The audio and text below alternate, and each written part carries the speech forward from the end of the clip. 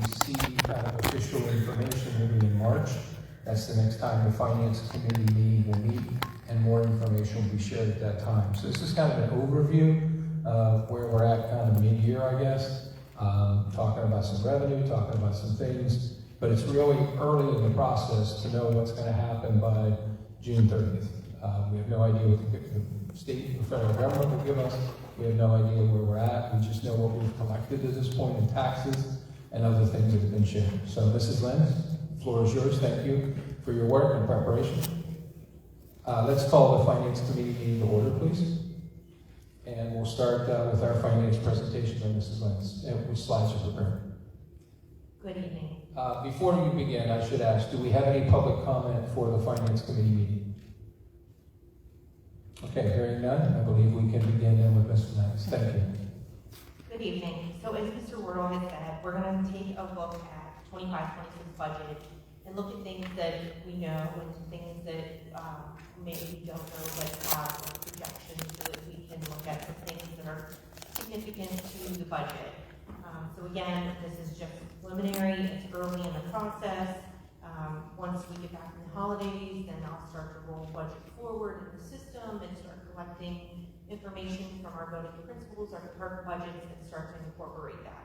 But there are some things that we do know that's going to impact the 25-26 budget. Starting with salary and wages. As most of you are already aware, personnel costs account for a significant portion of the school district budget.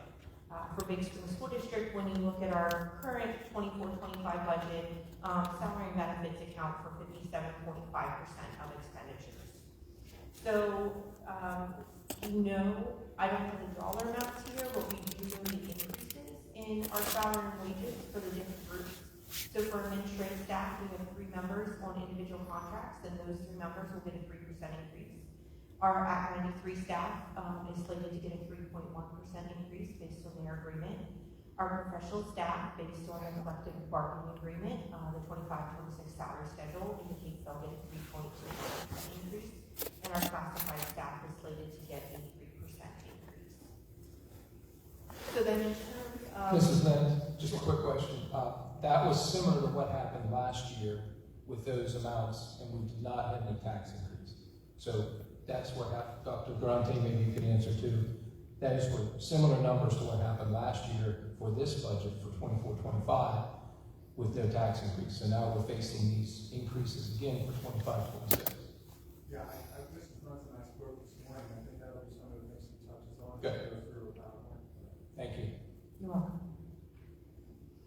So, just very high level, I just took and kind of did an average and said, okay, salaries overall go up 3.2%. Looking at the 24-25 budget, salaries take 3.2% of that. That's about a $716,000 increase to our budget. And then in terms of benefits, in the fall, we will get a preliminary rate for our medical. So right now that's set at 2%. Dental, vision, life, and long-term disability, we won't know those rates until the spring, so that's why there's a TBD there to be determined. But based on the 2% increase on our 24-25 budget, that's about additional $91,000 to our budget for our medical expenditures. This rate could change in the spring when we get the final rates, but right now we're estimating 2%. Payroll taxes, that is something that's just, if your salaries are going up and your wages are going up, even if the percent for Social Security, workers' comp, and unemployment don't go up, the dollar amount is going to go up because it's a percentage of your salary and benefits. So Social Security, I have not heard that is changing, so that should be 7.65% of our total salary and wages. Workers' compensation and unemployment compensation, that is to be determined, but I listed what the current rate is for the 24-25 year. So based on, again, that estimate of salary and wages going up $716,000 approximately, Social Security then, when you take into account the revenue side and netting that out, that would mean about a $25,000 increase in Social Security costs and about an $11,000 increase for workers' comp and unemployment costs. Our PSERS, this is our retirement system. Last year, I think it was December 15th, that PSERS came out and had set the rate for 24-25. I have not seen anything for the final rate being set for 25-26.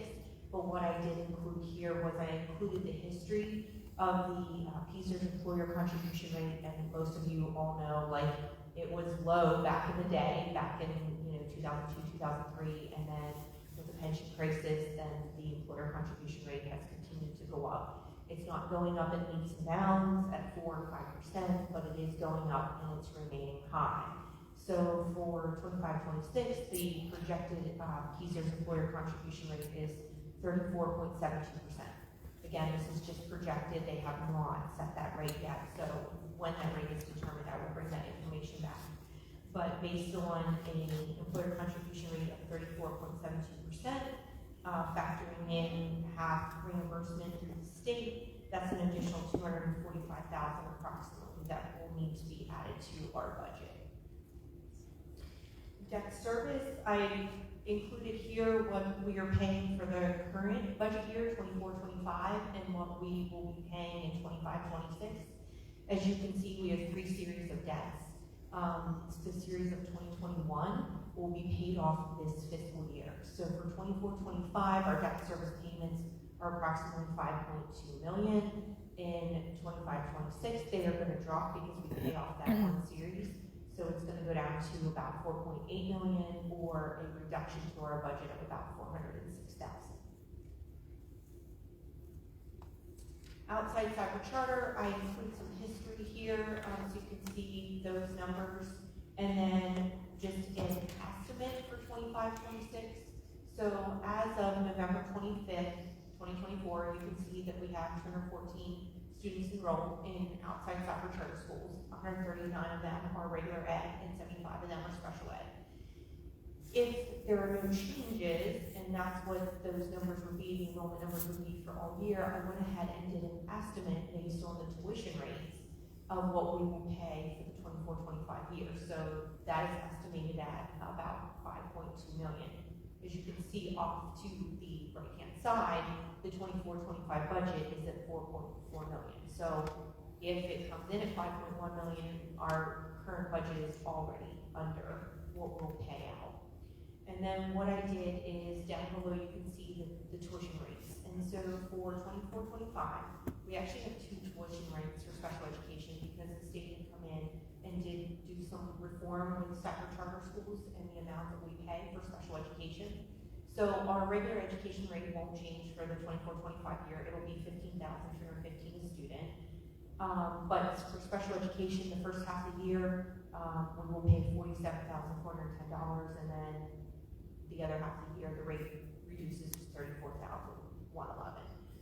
So what I did is I looked, except for 23-24, which we saw a reduction in our regular education tuition rate, and then we saw a small increase in special ed.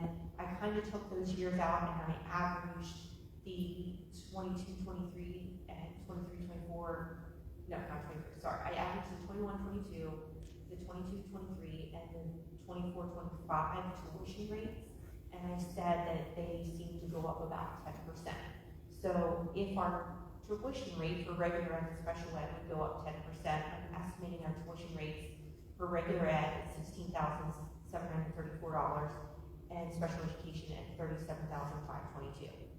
If our enrollment numbers would stay the same as they are for the current fiscal year, you can see the estimate in total cost of outside cyber charter will be about $5.1 million for 25-26.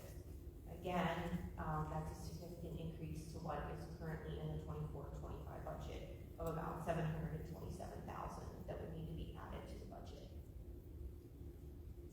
Cumberland Perry Area Career and Technical Center. This is based on their draft budget. They have not finalized their budget yet, but based on their draft budget, we are seeing a small increase of just under $8,000 that Big Spring will need to go in our 25-26 budget. Looking at revenues. So right now, this is just looking at our 24-25 budgeted revenues. You might already know some of this data, but I think it's good to share. So at the top of the chart, our revenues are broken down into 4 main groups: local revenues, state revenues, federal revenues, and other revenues. And as you can see, local revenues account for 62% of total revenues. And then our state revenues account for 37%, and then our federal revenues and other revenues are just under 1%. So why is this important? Then we're gonna delve into the 2 main buckets of revenues, local and state, and then those 2 buckets are below. So on the left-hand side is our local revenues. And so of our local revenues, you can see 76% of our local revenues are from real estate tax revenues. And that is the revenue that we can control. Most of this other revenue is out of our control. Whatever the state gives us, that's what we have to work with. We really can't influence our earned income tax. So really what is in our control is the 76% of local revenues, which, is 76 of really the 62%. And then the other largest bucket of local revenues, that 16% is earned income tax. And then you can see that we get other local revenues in from public utility to interim to like emissions and other interest is a part of our local revenues. And then in terms of our state revenues, you can see off to the right-hand side that 64% of our state revenues are basic education funding. Again, out of our control, we have to live with what the state gives us. And then 13% is our special education revenue from the state. Again, that's controlled at the state level. And then the next largest portion of state revenues is 7%, which is our transportation subsidy. Again, state level, we really can't control what the state gives us for our transportation. So I wanted to delve into our real estate tax revenue because that is, again, the largest portion of our revenues that we as a district can control. So you can see I gave some history here where our assessed value has been since 2018-19. So where it is as of November 17th of 2024. So you can see, of course, as we all know, with all the warehouses in the district, that our assessed value has grown, but it is starting to level off. So you can see for 24-25, we were just a little over 2 billion, and now we're just, we didn't go up very much. So we're not going to get, if there was no real estate tax increase, it's just going to be a very small portion to add to the budget based on our assessed value growth. And then you can see there is the history of our real estate tax collection percentage. So we did kind of hit a high in 23-24 at 96%. Currently, we're at 94%. We do not have all of our real estate tax revenue collected. We will know in the beginning of January where our collection rate will come in at, whether it will come in at 95% or 96%. But that is important information once we determine that, because if we end up with a 95% collection rate for the 24-25 year, we would certainly not want to budget a 96% collection rate for 25-26. So based on the assessed value that you see there, based on our current millage rate, based on the collection rate of 95%, our real estate tax revenues would be $30,185,984. So that would actually be a decrease that we would have to account for in our budget, because currently we have real estate tax revenue budgeted at $30,448,923. If our collection rate would remain at 96%, we could add about $54,000 to our real estate tax revenues, and then, if there would be a tax increase, then there could be potential to add more revenues to that line item. Earned income taxes. So again, that was the next largest chunk of our local real estate taxes. And you can see the history here from the 2018-19 school year. We have increased our earned income tax in the district. It looks like we're kind of leveling off a little bit. But you can see that in 23-24, we actually collected about 6.6 million. In the 24-25 budget, we have budgeted 6.5 million. I will continue to keep my eye on that. That is an area that we might be able to add a little bit of revenue, but again, not a substantial increase in that category. Interest rates, I think we all know that we keep hearing that the Federal Reserve continues to cut interest rates, so of course that doesn't help our interest earnings, and you can see here that interest earnings have kind of been all over the board in the last few years. Of course, during the COVID years, interest rates were low, so we did not earn a lot of interest, and then the interest rates went up, and we had some significant earnings on our cash. However, as you can see, for the 24-25 budget, we're projecting that to fall from 1.4 million to 683,000, and I'm pretty confident for the 25-26 budget, we're going to have to reduce that even lower than the 683,000. That I don't have determined yet. That is something I want to watch, see where the interest rates go, and make that determination closer to the spring to see where interest rates are at that time. As we had talked a little bit before, state revenues, basic education funding, special education funding, cyber charter school reimbursement, adequacy funding, all that money that comes from the state, it is too early to determine what we may get from the state. It may even be in the spring, we still may not even know what the state's going to give us, because as you know, most of the time the state approves their budget well after the school districts have to approve their budget. But a lot of times we can get some early indications from like our Pennsylvania Association of School Business Officials. They sometimes have good tabs on what's going on at the state level and can say, you know, add 1% or 2%. But that, of course, is not known at this point. It is too early to determine where state revenues will go. And then our ESSER grant revenues, they are no longer, those grants are spent. We are not getting any more money from the state. So for 25-26, there will be no revenues for the ESSER grants. So after all that, and if you were tallying it up in your head, what did that kind of look like? So I said about wages going up, Social Security, retirement, workers' comp, unemployment, medical, dental, cyber charge, school tech, debt service is decreasing, so that's a good thing, and depending on where the real estate tax revenue goes. Right now, everything that I shared to you this evening, it can be anywhere, just this is a really rough projection, anywhere from a $1.36 million to a $1.68 million increase in our budget that we know of at this point. So what is our next steps? Our next Finance Committee meeting is March 17th. Is that what it was? Not March 16th. We might want to confirm that and make sure that the right date, but it's in March is our next Finance Committee meeting. At that point, I will have been able to roll our salary benefits forward into our financial software. I should be able to have back from our department heads and our principals the needs and be able to incorporate all that in and bring me back more concrete estimates of where we think we are going to be for the 25-26 budget.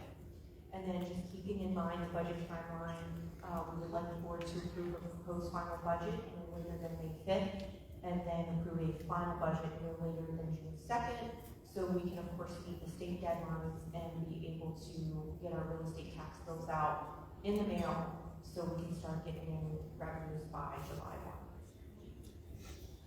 At that point, is there any questions or comments? Thank you for your diligence in putting that together and giving us kind of an overview of where we're at now, understanding there's a lot of things that we don't know, but at least we're watching and moving forward for more information in March. Questions or comments from the board? At 1.36, what percentage is that? I'm sorry, I did not calculate that. I know, I can simply calculate that and get that back to you. Okay.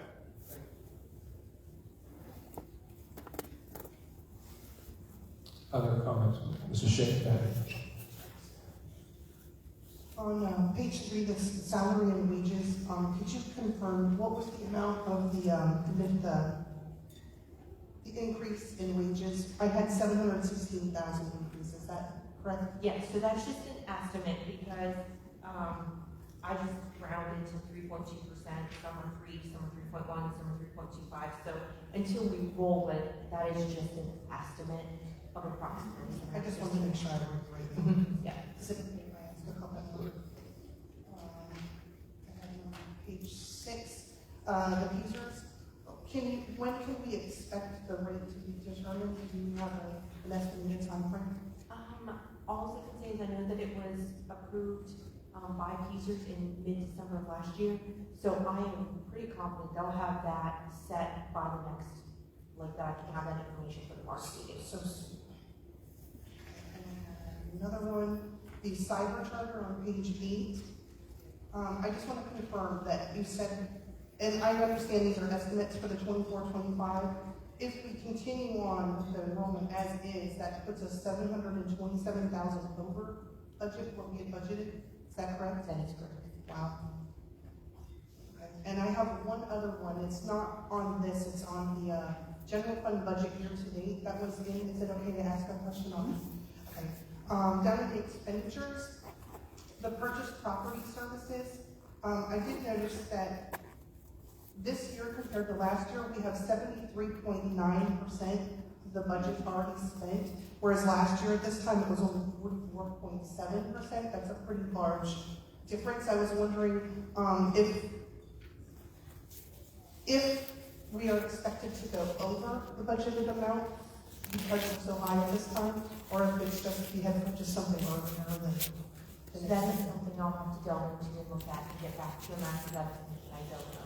Like, standing here without looking to Sure. see. But yeah, I can certainly look into that and get back to you. All right, thank you. You're welcome. Thank you, Mrs. Shade. Other questions from the floor?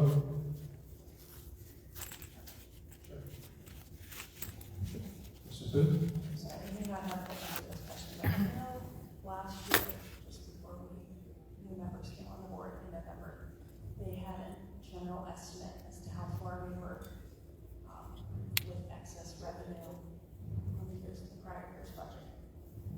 So I know we're around that time frame again. Where are we in the evaluating of last year's budget and where we actually came in relation to budget and what was actual? So that is something that I would be hoping that I could share at the March meeting.